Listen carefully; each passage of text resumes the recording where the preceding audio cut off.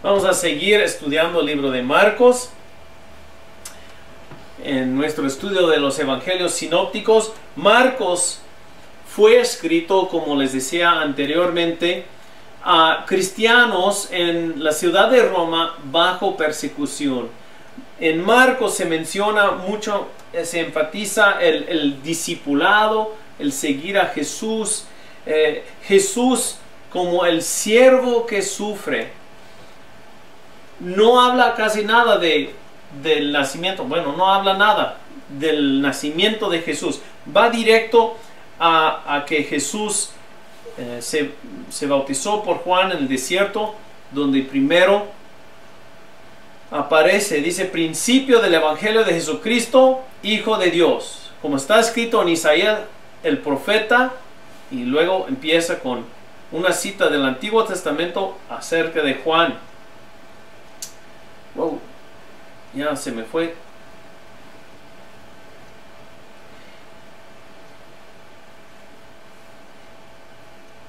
Cuando habla de Jesús por primera vez, dice, aconteció que en aquellos días que Jesús vino de Nazaret, de Galilea, y fue bautizado por Juan en el Jordán. Esa es la primera referencia a Jesús en el libro de Marcos, en el versículo 9 del capítulo 1. Y luego, cuando subía del agua, vio abrirse los cielos y al Espíritu como paloma que descendía sobre él. Y vino una voz de los cielos que decía, tú eres mi Hijo amado, en ti tengo complacencia. Dice luego la tentación de Jesús. Marcos lo cuenta de manera muy corrida. Desde luego el Espíritu le impulsó al desierto y estuvo allí en el desierto 40 días y era tentado por Satanás y estaba con las fieras. Marcos es el único que menciona que estaba con las fieras en el desierto. Algo con que iban a identificarse los cristianos, que iban a ser echados a los leones, a los leopardos en el Coliseo, hacer circo de la persecución de estos cristianos.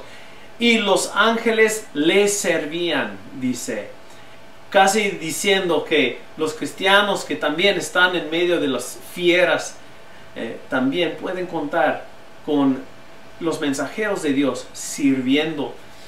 Es interesante estudiar el libro de Marcos y subrayar cada vez que habla de servir, de Jesús servía o otros servían a él. Entonces, Jesús como el siervo que sufre es un tema muy importante. Quizás versículos más importantes en Marcos capítulo 8, donde hace varias sanidades, milagros, y en medio de estas victorias, pregunta a Pedro, a los discípulos, ¿quién dicen los hombres que soy yo? Versículo 28 del capítulo 8. Ellos respondieron, unos Juan el Bautista, otros Elías y otros algunos de los profetas. Entonces él les dijo, ¿y vosotros quién decís que soy? Y les hace la pregunta muy directamente, así como iban a ser interrogados por los que perseguían a los cristianos. Respondiendo Pedro le dijo, como que de repente prendió el foco, tú eres el Cristo. Pero él les mandó que no dijesen esto de él a ninguno. Era en el tiempo de los apóstoles, de los discípulos, era algo que les decía, shh, no digan, no vayan anunciando, no vayan gritando, este es el rey. Era algo que estaba en secreto, que después se iba a anunciar al mundo.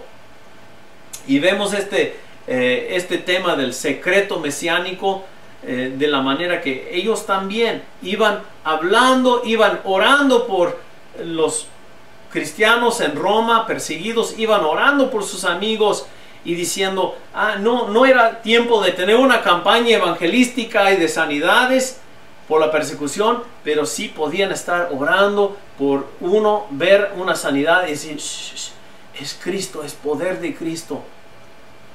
Y vamos a servir a Cristo. Entonces, en el versículo 31 del mismo capítulo, Jesús acaba de recibir el reconocimiento de sus discípulos que Él es el Cristo, es el Mesías. Y Él, dice, comenzó a enseñarles, no a contarles, o predecirles, o profetizarles, sino a enseñarles. Es una enseñanza que le era necesario al Hijo del Hombre padecer mucho y ser desechado por los ancianos, por los principales sacerdotes y por los escribas, y ser muerto y resucitar después de 3 días. Esto les decía claramente. Entonces Pedro le tomó aparte, y como seguidor de Jesús, Pedro dijo: no, nunca tal te acontezca. Comenzó a reconvenirle, pero él, volviéndose y mirando a los discípulos, reprendió a Pedro diciendo: quítate de delante de mí, Satanás, porque no pones la mira en las cosas de Dios, sino en las de los hombres. Uno, para seguir a Cristo, tiene que estar dispuesto a sufrir el rechazo de las autoridades religiosas. Padecer, sufrir ese rechazo, sufrir esa persecución y decir: yo sigo a Cristo cueste lo que cueste. Llamando a sus discípulos, versículo 34, les dijo: si alguno quiere venir en pos de mí, niéguese a sí mismo y tome su cruz. Esa cruz fue la manera que mataban los romanos a los criminales. Jesús no solamente sabía con lo que se iba a enfrentar unos años después, sino que también sabía con qué se iban a enfrentar muchos de los cristianos, que el emperador Nerón quemaba en cruces o en puntales, los bañaba en chapopote y los prendía vivos para tener luz en sus fiestas, en sus jardines. Entonces él dice: tome su cruz, acepte esa persecución. Solo que el Cristo está sufriendo y siendo crucificado no significa que es sin fuerza, sin poder. Es la manera que Él va a servir.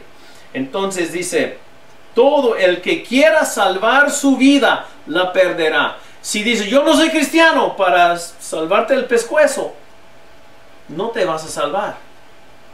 Si dice, todo el que pierda su vida por causa de mí y del evangelio, la salvará.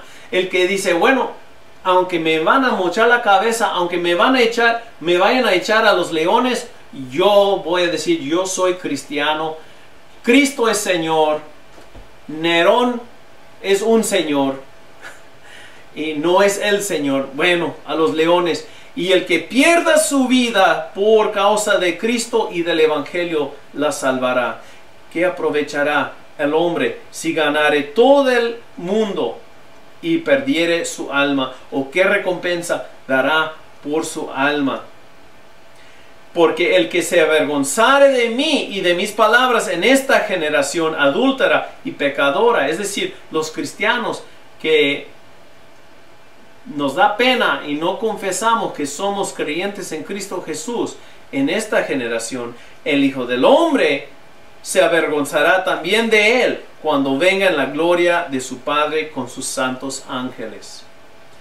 Y de ahí sí les dio un retrato de su gloria en el monte de la transfiguración. Pero podemos ver Marcos, escrito para cristianos bajo persecución, para darles ese ánimo. Sí vamos a sufrir, pero Dios nos da la promesa de resurrección, de poder seguir a Jesús. Es el énfasis de Marcos. Lucas sigue también, muy importante entre los evangelios sinópticos. Junto con el libro de los Hechos, es escrito por Lucas. Si vamos al libro de los Hechos, capítulo 16, como yo les mencionaba antes, Y los versículos del 6 en adelante está hablando de los viajes de Pablo atravesando Frigia y la provincia de Galacia. A ellos fue prohibido por el Espíritu Santo hablar la palabra en Asia. Cuando llegaron a Misia, intentaron ir a Bitinia, pero el Espíritu de Jesús no se lo permitió. Pasando a Misia, descendieron a Troas. Y se le mostró a Pablo una visión de noche. Un varón Macedonia estaba en pie, rogándole y diciéndole: pasa a Macedonia y ayúdanos. Y cuando vio la visión, enseguida procuraron. Entonces ahí cambia en el versículo 10. Parece que Lucas estaba ahí en Troas con los discípulos, porque cuando vio la visión, enseguida procuramos partir a Macedonia, dando por cierto que Dios nos llamaba para que les anunciásemos el Evangelio. Se junta con ellos, van a Filipos y dice en el versículo 17, hablando de la esclava que pues tenía espíritu de adivinación, daba adivinanzas. Entonces siguiendo a Pablo, versículo 17, y a nosotros daba voces diciendo: estos hombres son siervos del Dios Altísimo, quien nos anuncian el camino de salvación. Y luego empieza a hablar otra vez de Pablo y sus compañeros como ellos, y nos da la idea que Lucas se quedó ahí en Filipos, y él escribe entonces a Teófilo, un gentil. El nombre es de los gentiles. En el capítulo 1,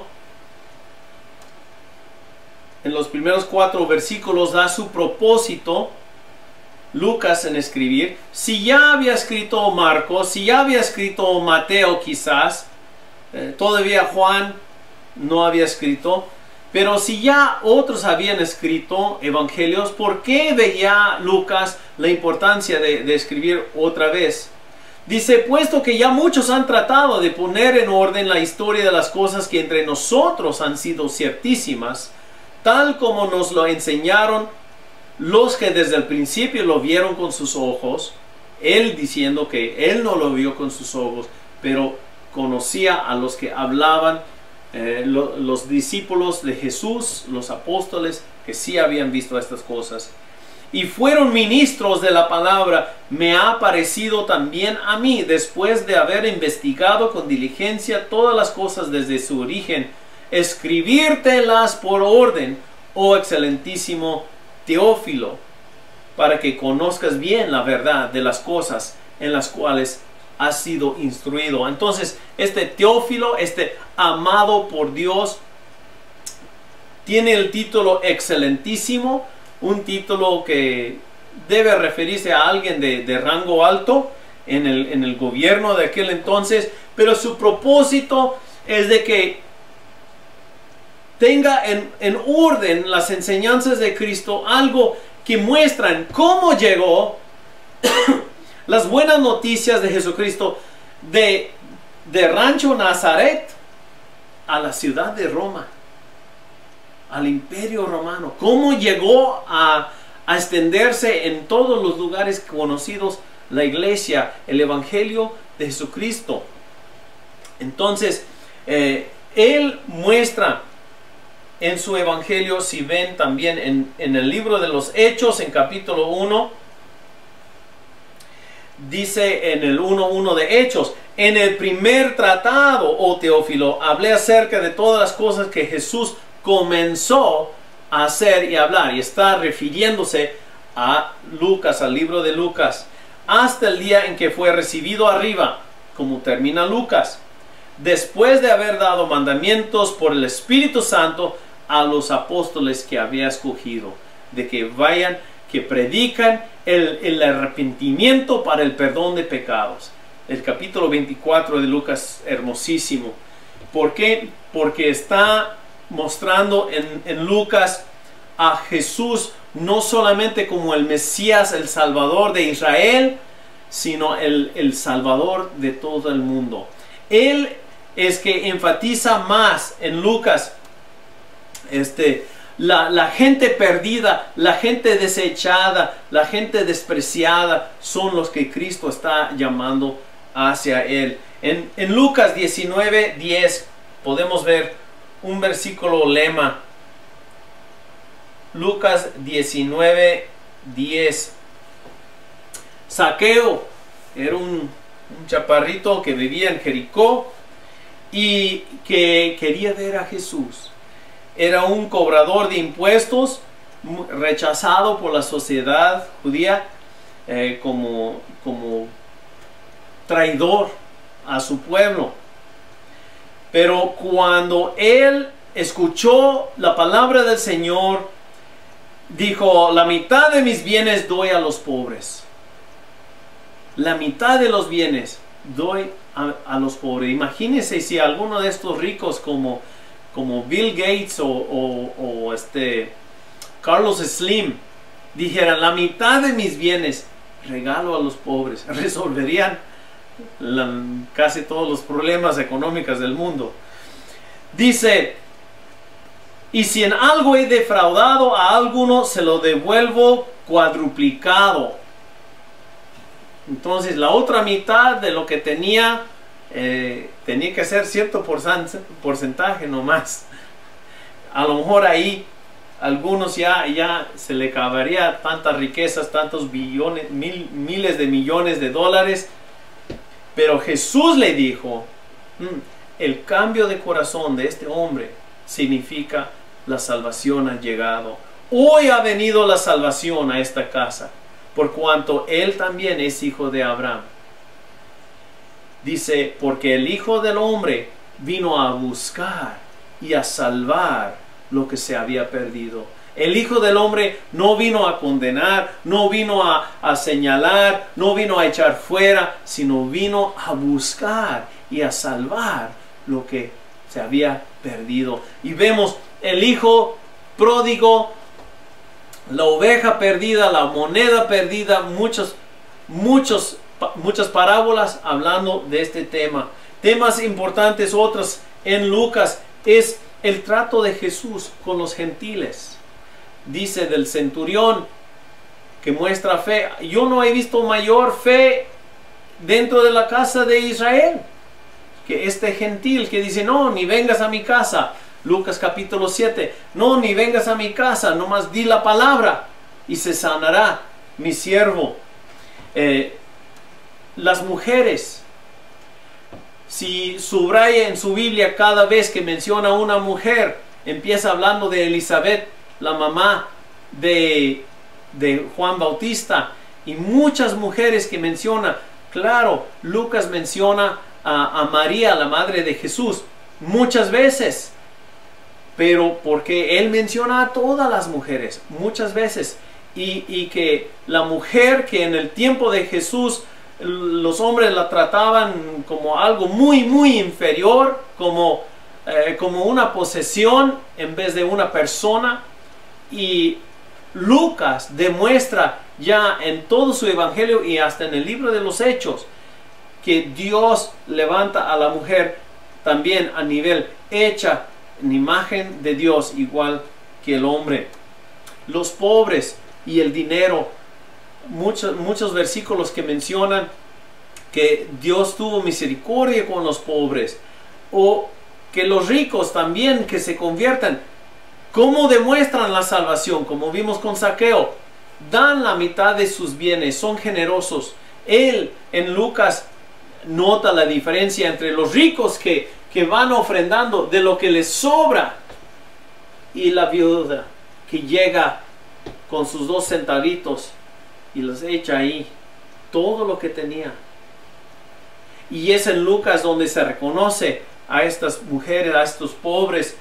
Hay muchas parábolas del arrepentimiento. Al final de Lucas, en Lucas 24, en vez de en vez de decir ir a predicar el evangelio o solamente ir a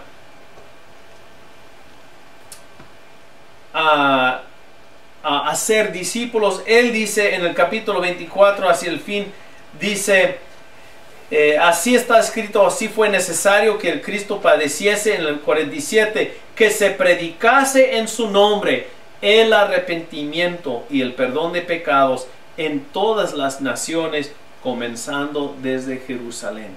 Entonces ya está dando también un poco de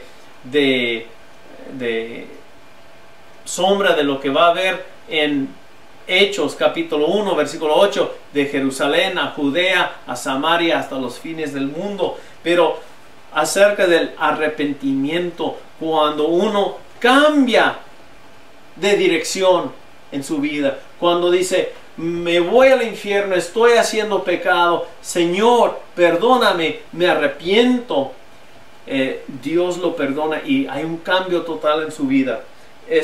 Muy hermoso también. La oración, otro énfasis en el libro de Lucas, muy importante, la oración. Tenemos en el capítulo 18 la parábola de la mujer que va y toque y moleste al juez injusto, y si el injusto nomás para quitarla de encima y decir ya no me molestes, le hace justicia, dice, ¿cuánto más Dios nos va a escuchar si seguimos rogándole? Y enseñaba esto para mostrar la manera que nosotros debemos de orar en toda ocasión, sin desfallecer, sin cansarnos de rogarle a Dios. También es Lucas, hasta en el libro de Hechos, que menciona las veces que estaban orando en el Espíritu, buscando de Dios y el Espíritu Santo.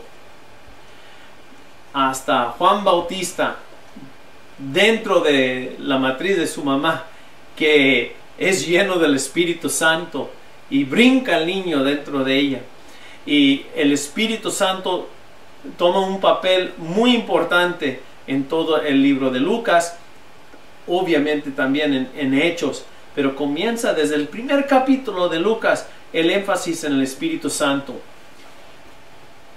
Si tiene el tiempo de leer el libro de Lucas y hacer una lista de todos los versículos donde menciona gentiles, en otra columna, haga nota de todos los versículos que mencionan las mujeres, los pobres o el dinero, o los ricos, o qué deben de hacer con el dinero, el arrepentimiento o la oración o el Espíritu Santo. En todas estas categorías podría volver a leerlo quizás hasta 6 veces en 6 semanas y hacer y tendría estudios y sermones para predicar pues casi todo el año nomás de Lucas.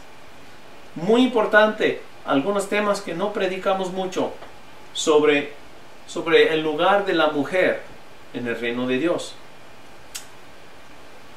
También Juan, otra vez, muy distinto que los otros evangelios, como vimos, 90 y tanto % que tiene en particular.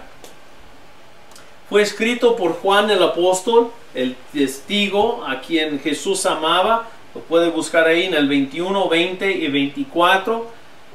Y este es el que escribe, dice, y es escrito este evangelio a la iglesia en general.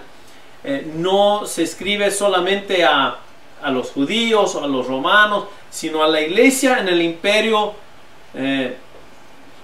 romano en aquel tiempo, todavía no con el énfasis tanto en la persecución, sino en los problemas que tenían en entender el evangelio como la expresión perfecta de Dios aquí en la tierra, que Jesús no era solamente un ser humano, y Dios no es solamente un ser divino que nunca entró a la historia, sino que de esta manera Dios amó al mundo, que ha mandado a su Hijo unigénito, su único Hijo, que a este mundo Dios envió a su mismo Hijo, su misma representación de Él. El propósito de Juan está muy claro en Juan capítulo 20 y el versículo 31. Mencioné este versículo antes. Hizo además, desde el 30, Juan 20, 31, hizo además Jesús muchas otras señales en presencia de sus discípulos, las cuales no están escritas en este libro, pero estas se han escrito para que creáis que Jesús es el Cristo, el Hijo de Dios, y para que creyendo tengáis vida en su nombre. Este versículo contiene varias palabras claves. El primero, podemos decir, es creer.